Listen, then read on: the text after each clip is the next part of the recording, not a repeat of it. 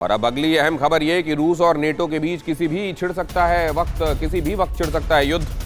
Baltic सागर में रूस ने अचानक किया युद्ध अभ्यास। कैलिनग्राड में मिसाइल और आर्टिलरी यूनिट्स की ट्रेनिंग। लिथुआनिया के एक्शन के बाद रूस का कड़ा रिएक्शन। लिथुआनिया ने कैलिनग्राड के लिए रोकी थी सप्लाई।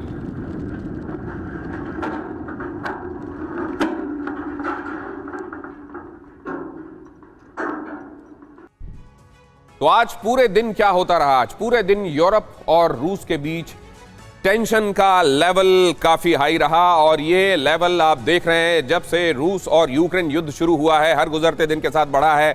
पहले जर्मनी, फ्रांस और इटली लग रहा था कि कंपैरेटिवली सॉफ्ट हैं टुवर्ड्स रशिया, लेकिन अब धीरे धीरे पूरे यूरोप में एक एकता का भाव संचारित होता जा रहा है। मॉस्को से लेकर ब्रसेल्स और वॉशिंगटन के बीच वॉर ऑफ वर्ड्स शुरू हो गया है। ऐसा इसलिए क्योंकि रशियन एक्सपर्ट्स का मानना है कि रूस को यूरोप में जंग छेड़ने की वजह मिल चुकी है। नेटो और ईयू मेंबर लिथुआनिया को रूस ने धमकी दी है। रूस का कहना है कि अगर लिथुआनिया ने उसका सामान रिलीज नहीं किया तो उसे कैलिनग्राड पहुंचने के लिए अनब्लॉक नहीं किया तो फिर रूस किसी भी हद तक जा सकता है। क्रेमलिन की तरफ से कहा गया कि लिथुआनिया ने रूस के खिलाफ जंग छेड़ने वाला काम किया है।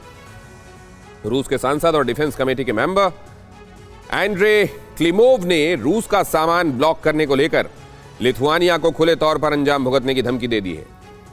एंड्रे क्लिमोव ने कहा कि अब लिथुआनिया के डायरेक्ट एग्रेशन के खिलाफ रूस को फ्री हैंड मिल चुका है।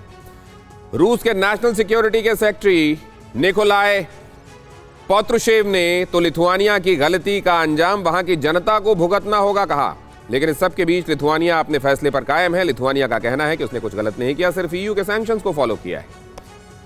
हालांकि सवाल यह है कि क्या रूस एक बाल्टिक नेशन लिथुआनिया के खिलाफ यूक्रेन जैसा स्पेशल मिलिट्री ऑपरेशन कर सकता है? क्या वाकई पुतिन लिथुआनिया पर हमले का ऑर्डर दे सकते हैं? क्योंकि अगर लिथुआनिया पर हमला हुआ तो नेटो आर्टिकल 5 को रिवोक करेगा। इसका मतलब एक नेटो मेंबर कंट्री पर हमला सभी नेटो मुल्कों पर माना जाएगा। क्या रूस ये रिस्क बेयर करने के लिए तैयार है? क्या पुतिन नेटो से टकराव का मन बना चुके हैं?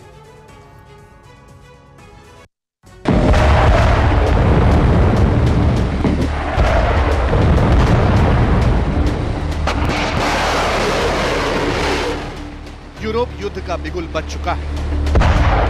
रूस ने कमर कस ली है। नाटो भी पूरी तैयारी के साथ मैदान जंग में उतरने के लिए तैयार है।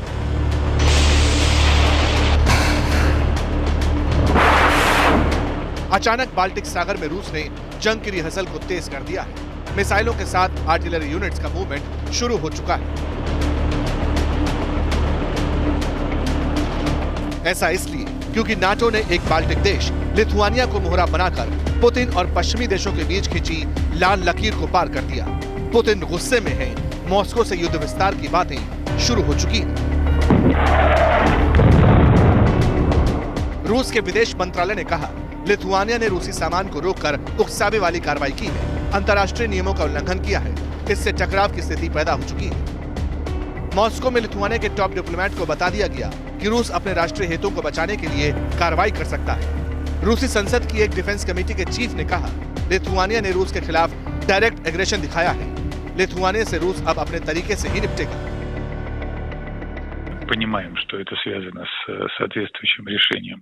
ये फैसला अप्रत्याशित है। ये फैसला सभी नियमों को ताक पर रखकर किया गया है। हम समझते हैं कि इस फैसले को ईयू के सैंक्शंस के आधार पर लागू किया गया है, लेकिन हम इसे गैर कानूनी मानते हैं। हालात काफी गंभीर हो चुके हैं। अगले कुछ दिनों में इसका उचित जवाब दिया जाएगा।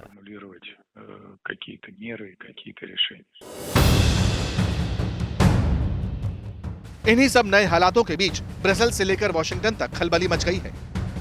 सवाल उठ रहे हैं, क्या लिथुआनिया के नाम पर यूरोप में बड़ा युद्ध होगा?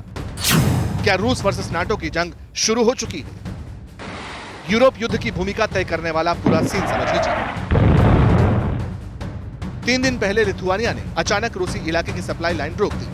सैंक्शन के नाम पर कैलिनिनग्राड के लिए जाने वाले सामान को ब्लॉक कर दिया।